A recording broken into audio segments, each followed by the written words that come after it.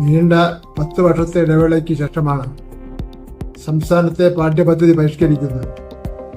Pre primary മുതൽ higher secondary വരെയുള്ള പാഠ്യപദ്ധതി പരിഷ്കരണ പ്രവർത്തനങ്ങൾ പുരോഗമിക്കുകയാണ്. 1, 3, 5, 7, 9 ക്ലാസുകളിലെ പാഠപുസ്തകങ്ങൾ പരിഷ്കരിച്ച് കഴിഞ്ഞ വർഷം സമയബന്ധിതമായി വിദ്യാലയങ്ങളിൽ എത്തിക്കുവാൻ കഴിഞ്ഞിട്ടുണ്ട്.